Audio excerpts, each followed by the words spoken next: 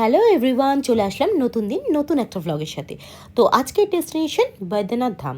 সেখানে কখন গেছিলাম, কখন পৌঁছেছিলাম, কখন পুজো দিয়েছিলাম, কোথায় থেকেছিলাম, কি খেয়েছিলাম, সেগুলোই তোমাদের সাথে আজকের ভ্লগে আমি তুলে ধরবো। তো চলো, আমার ট্রেন ছিল দুপুর 2টোর সময় হাওড়া থেকে, এবং আমি মোটামুটি 7টা, সাড়ে 7টা, 8টার মধ্যে পৌঁছে গেছিলাম স্টেশনে।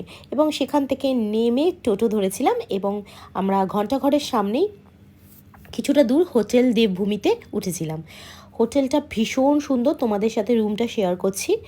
তো সেখানে সমস্ত রকম নিরামিষ খাবার দাবার পাওয়া যেত। হোটেলটা কিন্তু একদম, তোমরা ওখানে কিন্তু আমিষ খাবার কোনো অ্যালাউ নেই। তো সেখান থেকে আমরা স্টে করে আমরা ভোরবেলা চলে গেছিলাম পুজো দিতে। তো কোথায় গেছিলাম?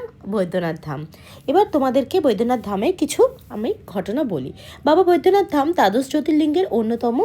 বাবা বৈদ্যনাথ ধাম বা বাবাধাম ঝাড়খণ্ড রাজ্যের দেওঘরে অবস্থিত একই প্রাঙ্গণের জ্যোতির্লিঙ্গ এবং জয়দুর্গা 51 সতীপীঠ অর্থাৎ জোড়াশক্তির অবস্থান। তাছাড়াও এই মন্দিরের কমপ্লেক্সে রয়েছে আরও 20টি মন্দির। কথিত আছে রাক্ষস রাজা রাবণ বর পাওয়ার জন্য এই স্থানে শিবের উপাসনা করেছিলেন মহাদেবকে খুশি করার জন্য। দশানন রাবণ এক এক করে তার 9টি মাথা ভগবান শিবকে উৎসর্গ করে।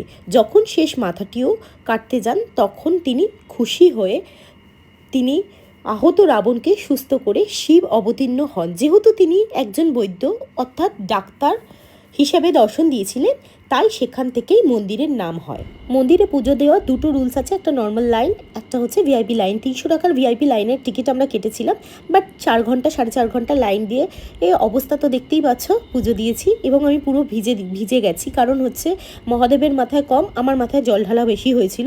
তো তারপরে আমি বেরিয়ে গেছিলাম শিবগঙ্গার উদ্দেশ্যে। শিবগঙ্গায় দর্শন নাকি এই মনস্কামনা পূর্ণ হয়, এবং এখান থেকে তোমরা স্নান করে জল ঢালতে পারো বাবার মাথায়।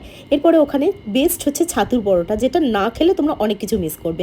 এরপরে আমি হোটেলে চলে গেলাম, চেঞ্জ করে একটু রেস্ট করে বেরিয়ে গেছিলাম ঘন্টাঘরের উদ্দেশ্যে এবং প্যারার উদ্দেশ্যে। দেওঘরে আসবো, প্যারা নেবো না সেটা তো হতে পারে না, বাবা মা সবার লিস্টে প্যারা ছিল।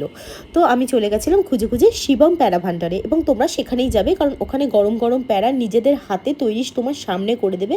ভীষণ টেস্টি এবং অনেক দিন থাকবে, তুমি রেখে খেতে পারবে তোমরা। এরপরে ছিল বাড়ি ফেরার পালা। তো তার মাঝখানে আমরা কিছু কিছু জায়গা ওখানে ঘোরার মতন প্লেস আছে, সেগুলো ঘুরেছিলাম। তো নেক্সট ব্লগে অবশ্যই কিন্তু সেগুলো শেয়ার করছি, তোমরা দেখতে থেকো। এই ব্লগটা ভালো লাগলে লাইক, কমেন্ট, সাবস্ক্রাইব করে যেতে ভুলো না। আজকের মতন বাই।